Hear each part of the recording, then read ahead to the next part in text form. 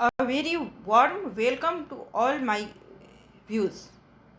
I am Poonam, your Hindi teacher, and today we are going to study question answer of chapter 3 class 5 students. आज हम लोग पेड़ कविता का प्रश्न अभ्यास करेंगे।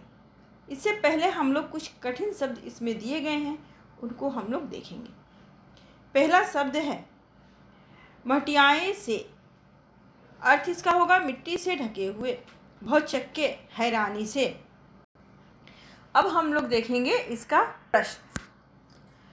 तो पहला प्रश्न है, कविता में किसकी दिनचर्या का वर्णन किया गया है? सही का निशान लगाइए। यहाँ नीचे 3 ऑप्शन दिया गया है, इसमें देखना है कि इसमें कौन सा, तीनों ऑप्शन में कौन सा सही होगा, उस पर सही का निशान लगाएंगे। तो इस पाठ का शीर्षक का नाम है पेड़, और ये किसकी दिनचर्या की गई है इसको हम लोग कविता में पढ़ चुके हैं। तो इसमें सही ऑप्शन क्या होगा आप भी जानते हैं, मैं भी जानती हूँ। इसका सही ऑप्शन होगा पेड़। दूसरा इसका प्रश्न है, हजारों बीज आंखें मीचकर क्या कर रहे हैं? इसका आंसर होगा, हजारों बीज आंखें मीचकर नम मिट्टी रूपी चादर ओढ़े हुए हैं, से ढके हुए हैं, यानी ओढ़े हुए हैं और ओढ़ के सो रहे हैं। ठीक है। दूसरा इसका प्रश्न है, पेड़ किस प्रकार और कैसे खाना खाएंगे? तो पेड़ भरी धूप में पत्तों की थाली से खाना खाएंगे, यानी प्रकाश संश्लेषण प्रक्रिया के द्वारा अपना खाना सूरज की किरणों के माध्यम से बनाकर पत्ते रूपी थाली से खाएंगे। ठीक है। इसका चौथा प्रश्न है, शाम होने पर पक्षी क्या करते हैं? तो शाम होने पे सब लोग अपने अपने घर में आ जाते हैं, उसी तरह पक्षी भी शाम होने पर पक्षी अपने घोंसले में लौट कर आते हैं और पूरे दिन के किस्से का सुख दुख की बातें करके वो सो जाते हैं। उसके बाद 5वां प्रश्न है, रात को सोते समय पेड़ कौन से सपने में खो जाएंगे?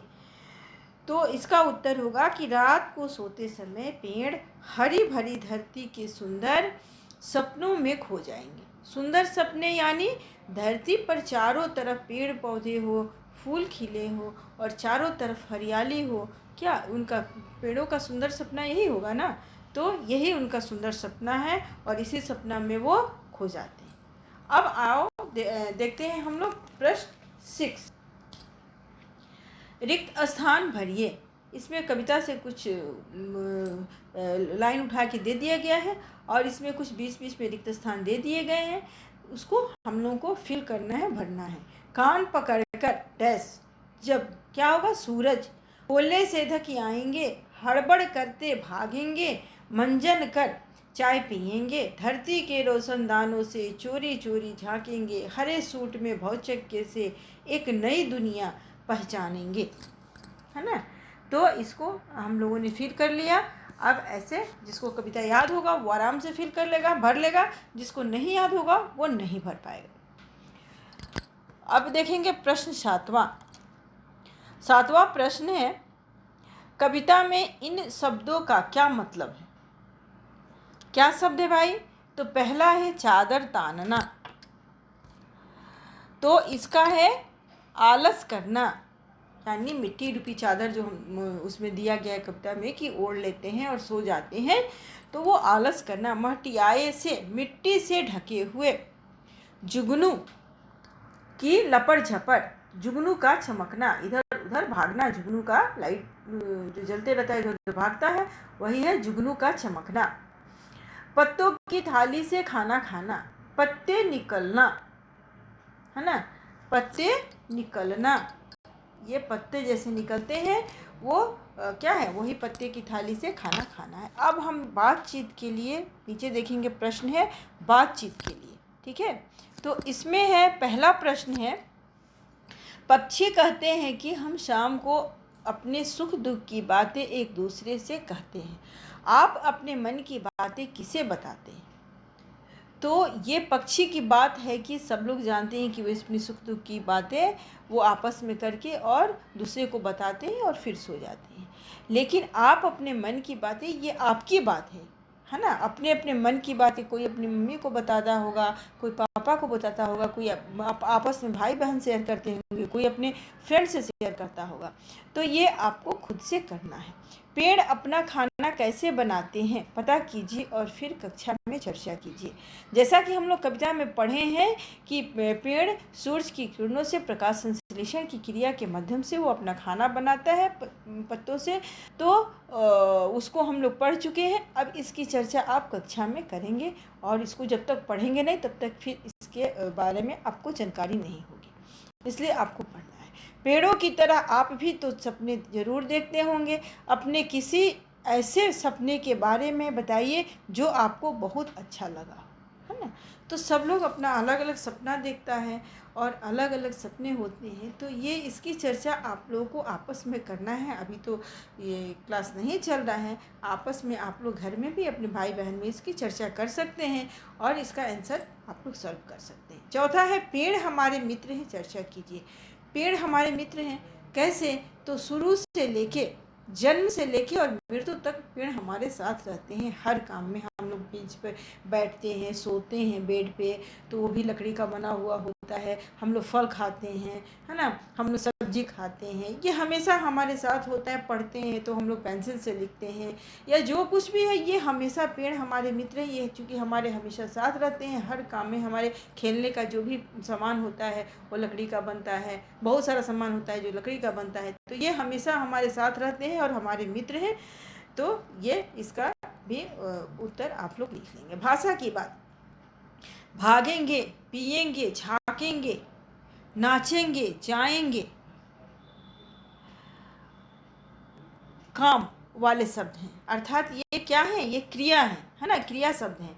कोई भी काम होना, है ना, तो वो क्या है? क्रिया। जैसे आप लोग पढ़े हैं क्रिया, तो कोई भी काम जहाँ हो रहा है वो क्रिया होता है ना। तो क्रिया, चूँकि क्रिया हो रहा है, इन क्रिया शब्दों का प्रयोग करके वाक्य बनाइए।